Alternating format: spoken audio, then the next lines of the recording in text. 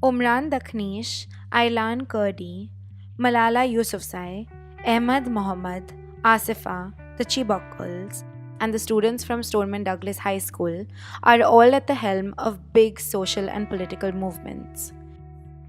They're also all children. Political movements involve attacks and counterattacks between governments and people. Sometimes this can get pretty noisy and brutal, diluting the fundamental message. But children have the unique ability to cut through the crap and get things done. Here's how they do it. They get the most attention. Think of this image or this one. Don't you immediately think of the refugee crisis or Syria's civil war? That's because when children are involved, there's tons of coverage. As soon as the world saw how children were suffering, these catastrophes went from being routine news to front page headlines and topped diplomatic priorities. It's hard to attack them. The fight against racial profiling has been fought around the world, but every time we stand up for the victims, we're given a laundry list of reasons why we shouldn't. But how can you attack the character of a child? That's why so many stood with Ahmed Mohamed when he was profiled, and instead of attacking the victim, the hypocrisy around racial profiling was exposed. It shows desperation. Leading such movements opens you up to all sorts of threats and criticism. So if children are involved, it shows the desperation of the adults behind them.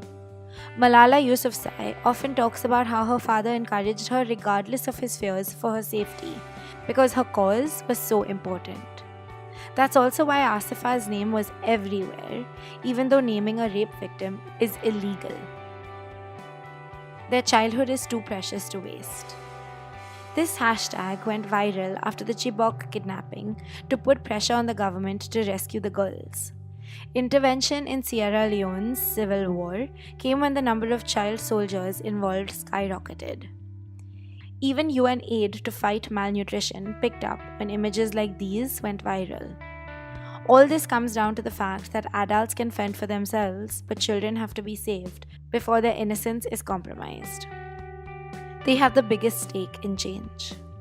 David Hogg, one of the leaders of the Never Again movement, recently turned 18 and he celebrated with this tweet to show how much his voice matters.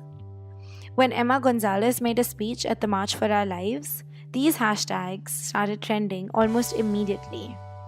Emma only joined Twitter a few months ago and already has twice as many followers as the organization she is fighting.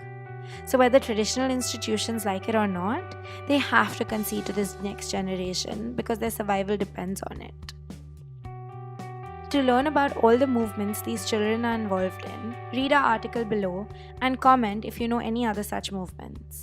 Like and subscribe to our channel.